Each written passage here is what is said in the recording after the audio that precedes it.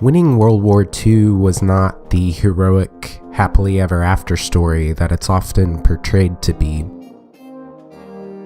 Yes, the good guys won, and it could have been way, way worse.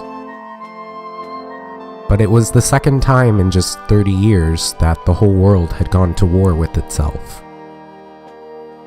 Over 60 million people had died.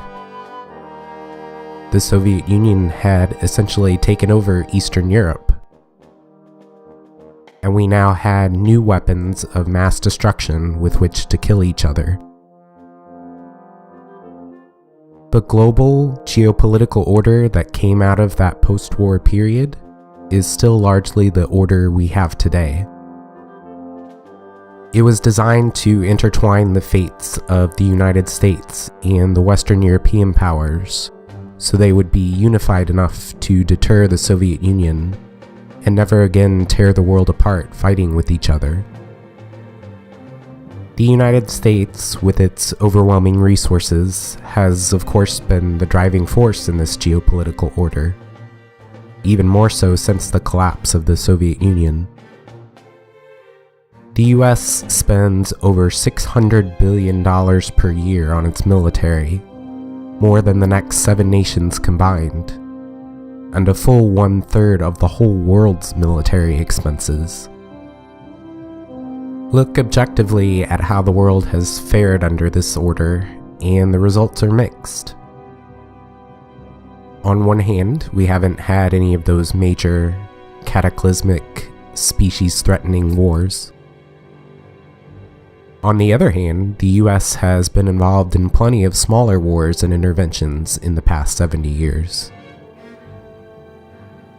85 of them, by one academic's count, in 44 different countries.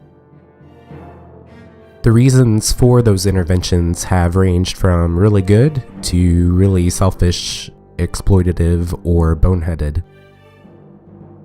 So much of the discussion in the United States is about whether we should spend more or less on military, or whether we should intervene in this or that place.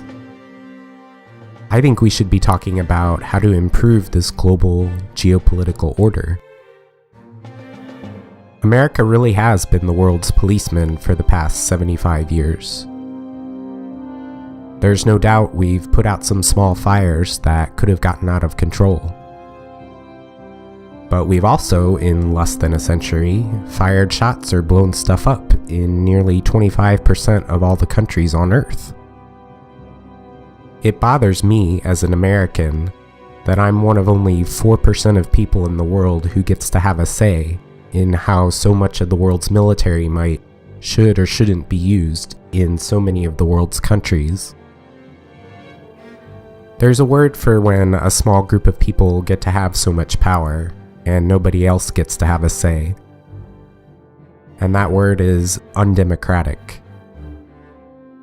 This is a global world, and we need a more integrated global mechanism for maintaining order. We need to figure out how to give more people a say in how the world's military might should be used.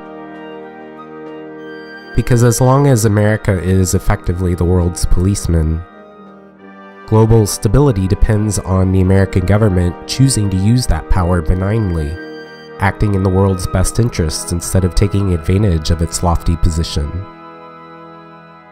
And that, the people of the world are starting to realize, may not be something we can depend on.